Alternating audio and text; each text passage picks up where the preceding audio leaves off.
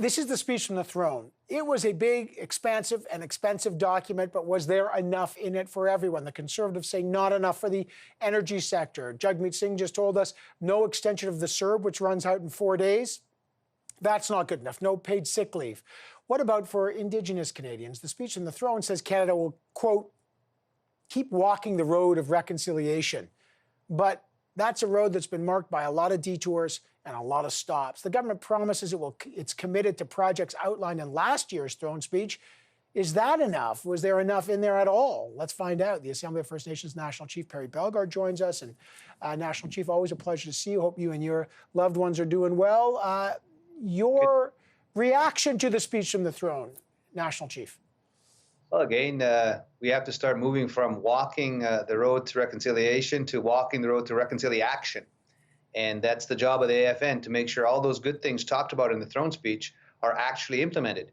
And so now the work begins, because we have to influence the mandate letters to all the ministers.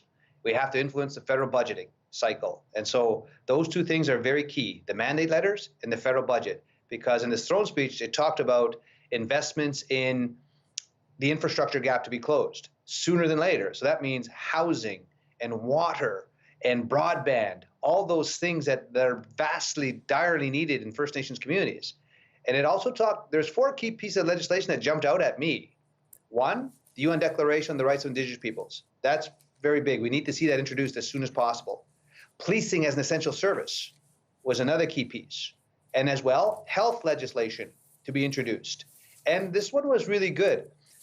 By 2050, zero-based emissions. So that's, they said to legislation will be in place. So infrastructure gap to be closed, let's move on that and get that done.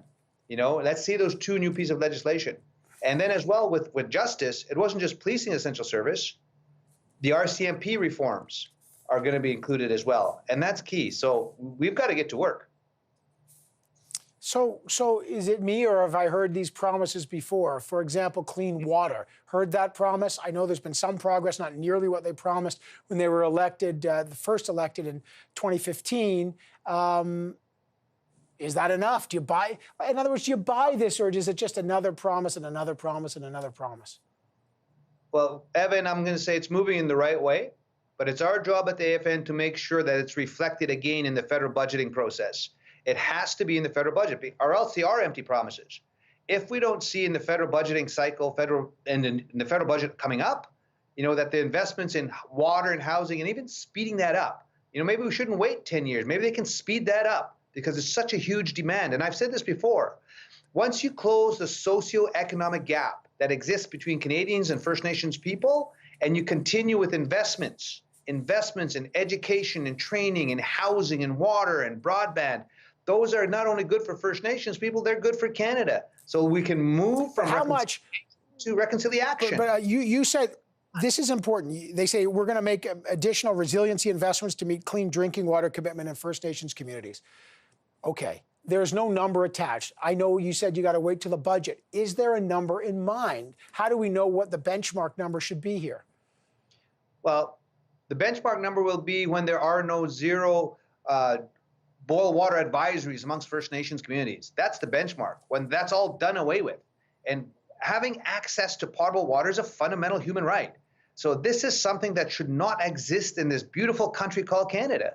So you have to make the proper investments to get that gap closed sooner than later. And that's our job, to keep pushing for that to happen. And so if you don't get these promises, like getting these commitments in the throne speech is one piece of advocacy work.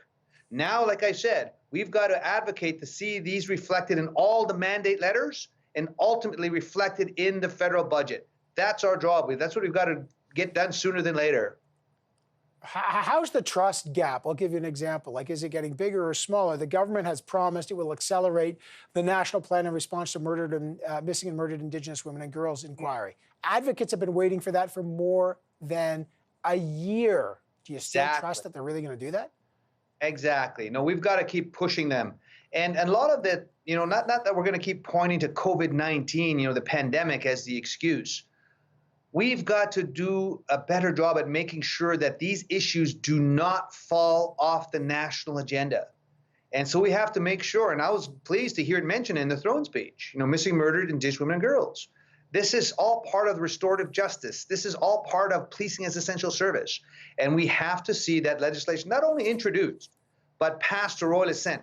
So anything I say, I won't be happy as National Chief just because they've introduced legislation on the UN Declaration, our policing as essential service, our health care as a treaty and inherent right, our zero-based emissions by 2050, until we hear those two words, royal assent.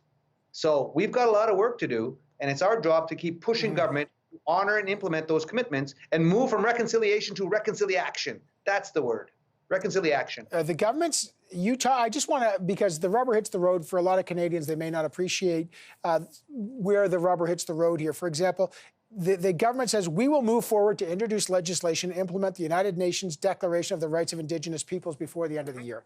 Now, that's something that the Truth and Reconciliation Commission has called for. You have called for that. The government's promised they haven't done it. But here's the difference.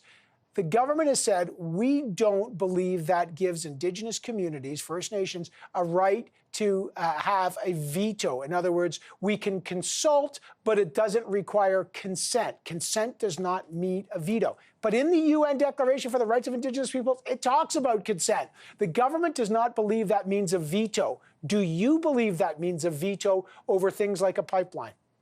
What it means is that you have to respect the rights and title holders. We have the inherent right to self-determination. And part of that inherent right, you have to always go back to the rights and title holders. And if you want to balance the environment, the economy, involve the rights and title holders. We have to move beyond a duty to consult and accommodate to free, prior, and informed consent. And you have to do it case by case by case. You're not going to have one size fits all, and you can't say that generally. You have to remember that this is international law, that the UN Declaration does not give us anything new. It just affirms existing inherent and Aboriginal treaty rights, and we have to build on that. If people want to create an economic stable province or economic stability and economic certainty, then you need to embrace the United Nations Declaration on the Rights of Indigenous Peoples. It is the roadmap to that economic certainty. And even embracing free, prior, and informed consent. You're going to have a province or a territory ripe for investment once people know what those rules are. And that's what it means. It's the roadmap to reconciliation. And in this case, it's economic reconciliation. And that's key. That should be embraced. It shouldn't be looked upon as a headache or a hurdle. It should be embraced as the roadmap. And that's what we have to keep espousing. Yeah, I just want our viewers to know free, prior, and informed consent is critical to that.